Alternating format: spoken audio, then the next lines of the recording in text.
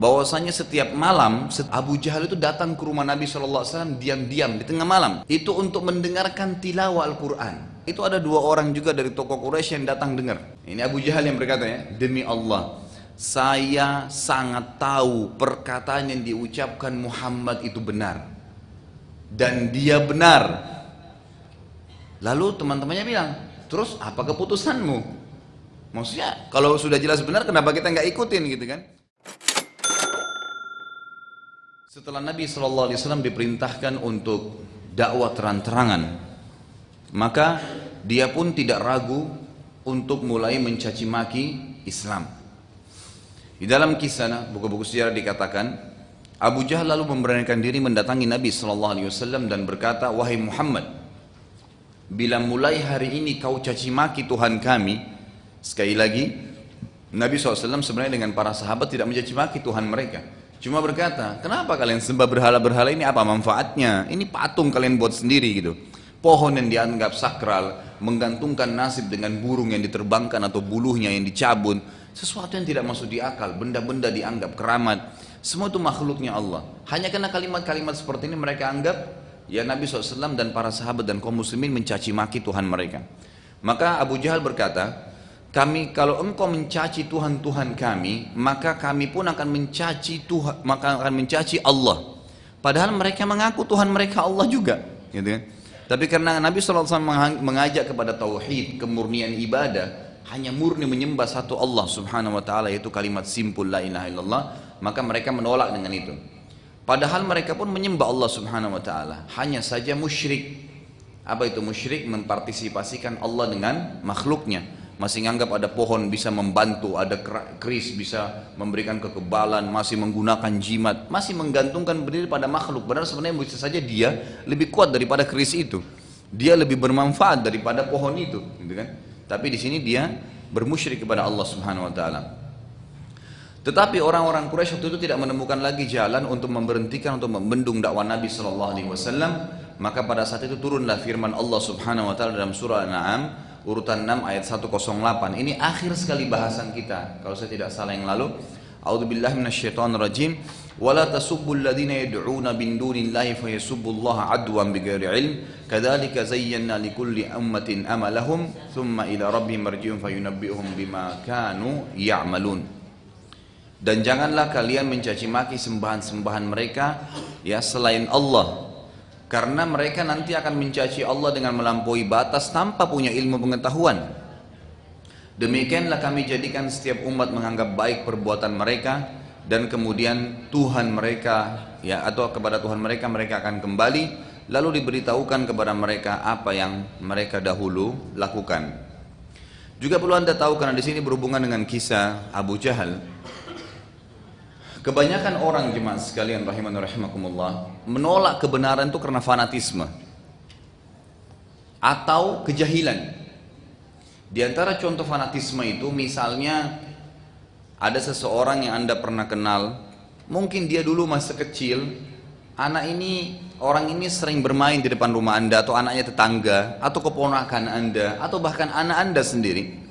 Kemudian dengan berjalannya waktu dia belajar agama misalnya, lalu dia menjadi seorang ulama. Yang terjadi pada saat kita pernah melihat dia kecil, kita pernah bermain-main dengan dia, atau mungkin kita menganggap dia adalah orang yang jauh lebih muda daripada saya, kemudian kita menolak pada saat dia berdakwah, padahal yang disampaikan adalah kebenaran. Inilah yang terjadi pada keadaan Abu Jahal. Abu Jahal lebih tua dari Nabi SAW. Abu Jahal menolak sampai Nabi SAW mengatakan Abu Jahal adalah Fir'aunnya umat ini. Nggak ada orang yang lebih jahat daripada Abu Jahal. Tahu, Abu Jahal ini tahu loh ada Tuhan namanya Allah, dan tahu bahwasanya risalah yang dibawa oleh Nabi SAW adalah kebenaran. Buktinya disebutkan dalam hadis yang sahih riwayat Bukhari, bahwasanya setiap malam Abu Jahal itu datang ke rumah Nabi SAW diam-diam di tengah malam. Itu untuk mendengarkan tilawah Al-Quran. Setiap malam diam-diam, dia sembunyi-sembunyi datang terus dengarin ayat Quran yang dibaca oleh Nabi SAW pada saat Nabi sedang sholat malam. Ternyata bersamaan Abu Jahal lagi datang dengar, itu ada dua orang juga dari tokoh Quraisy yang datang dengar. Tapi mereka tidak saling tahu, di sisi rumah yang berpisah gitu. Setelah habis Nabi SAW baca Quran sampai subuh loh, ya, sampai subuh sudah selesai Nabi SAW, membaca semua, baru mereka bubar. Waktu mereka bubar, tiba-tiba ketemu tiga-tiga orang ini. Tiga-tiganya ketemu lalu saling bertanya, kalian dari mana? Ya saya dari rumahnya Muhammad. Satu mengatakan rumah Muhammad. Lalu apa yang kalian dengarkan? Ya kami dengarkan, masing-masing mengatakan saya mendengarkan apa yang dibacakan oleh Muhammad. Kata Abu Jahal, kalau begitu jangan sampai orang-orang Quraisy mengetahui perbuatan kita ini. Kalau mereka tahu, maka mereka pasti akan makin membenarkan agama Muhammad. Padahal mereka datang untuk mendengarkan itu. Dari malam sampai subuh itu dengar, karena mereka tahu itu kebenaran gitu. Akhirnya mereka sepakat pada saat itu, dalam kisah ini dikatakan, mulai besok kita harus janji, nggak boleh lagi ada yang dadar dengarkan perkataan Muhammad. Baik, sepakat. Besoknya tiga-tiganya keluar lagi. Dan datang di tempat yang sama tapi tidak saling tahu. Nanti subuh mereka pada saat mau pulang ketemu lagi dengan hikmah Allah Subhanahu wa taala. Terus mereka bilang lagi, "Untuk apa kalian datang?" Saling nuduh gitu. Ya untuk dengar, akhirnya kebuktikan. Terus mereka sepakat lagi, hari kedua kita tidak akan ulangi besok. Hari ketiga tetap datang lagi. Karena penasarannya mendengar ayat-ayat itu, karena ayat ini kan turun dalam bahasa mereka dan disusun dengan begitu rapi oleh Allah Subhanahu wa taala, bukan Nabi Muhammad SAW yang susun. Setelah hari ketiga mereka sepakat lagi tidak akan ketemu, ternyata hari keempat mereka masih ketemu lagi. 4 hari berturut-turut. Akhirnya yang satu mengatakan, ini pasti ada sesuatu nih. Saya lupa namanya 2 orang itu, mohon maaf, yang temannya Abu Jahal itu, tapi yang jelas tokoh dari Quraisy. Kemudian keduanya saling, yang satu datang kepada Abu Jahal, yang datang kepada temannya mengatakan, saya ingin tanya kepada kamu demi Allah, apa pendapatmu tentang apa yang kita dengar dari Muhammad? Kenapa kita sampai 4-3 malam tutur ini, dan ini hari keempat kita mendengarkan dia? Kalau saya, yang tadi bertanya bilang, kalau saya sangat kagum dan saya tertarik. Lalu temannya bilang, kalau saya juga begitu. Baik, mari kita tanya Abu Jahal. Mereka berdua datang kepada Abu Jahal, ini jadi saksi bahasan kita. Wahai Abu Jahal, sebenarnya dipanggil Aba Hakam ya, dipanggil Abu Hakam oleh orang-orang Quraisy, tapi umat Islam panggil dia Abu Jahal. Jahal itu kebodohan. Karena banyak sekali indikasi yang menunjukkan dia tahu sebenarnya kebenaran tapi nolak gitu loh. Itu dianggap kejahilan yang luar biasa. Mereka bilang, wahai Abu Hakam, kira-kira setelah kejadian kita bertemu 3-4 hari ini, bagaimana pendapatmu dengan apa yang kau dengar dari Muhammad? Apa kata Abu Jahal? Perhatikan, dia bilang, demi Allah.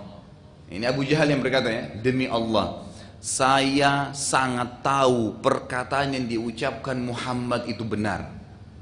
Dan dia benar. Lalu teman-temannya bilang, terus apa keputusanmu? Maksudnya kalau sudah jelas benar, kenapa kita nggak ikutin gitu kan? Lalu dia mengatakan, tapi saya sudah berazam, ya, bertekad tidak akan mengikutinya. Ditanya sama temannya, kenapa? Dia bilang, ini alasannya nih, fanatisme yang tidak masuk di akal. Ini alasan sampai dia akhirnya meninggal dalam keadaan kafir, membenci Islam dan masuk neraka kekal. Apa yang terjadi? Dia mengatakan, dulu suku kami bersaing dengan sukunya Muhammad. Pada saat sukunya membiayai atau memberikan makan dan minum kepada jemaah haji, suku kami pun melakukannya. Pada saat suku mereka menjaga Ka'bah, kami pun melakukannya. Pada saat mereka bentuk pasukan membela Mekah, kami pun melakukannya. Sehingga terjadi persaingan itu. Nah, pada saat ada dari golongan suku dia, seperti munculnya Muhammad menjadi sebagai nabi, dan di suku kami tidak ada, maka kesannya suku kami dikalahkan. Ini bayangkan. Kesannya suku kami dikalahkan, maka saya tidak akan beriman kepadanya dan saya akan memusuhinya gara-gara itu. Sekarang berapa banyak orang, contoh kita tarik dari pelajaran Abu Jahal ini, sekarang keadaannya begitu. Tadi saya kasih contoh, mungkin keponakan kita, mungkin anak kita, mungkin anak tetangga yang dulunya anak kecil, lari-lari, mungkin sempat ngambil mangga di depan rumah kita gitu kan. Ternyata dia subhanallah setelah berjalan waktu belajar agama, faham, hafal Quran, jadi ulama. Lalu dia nyampaikan dakwah.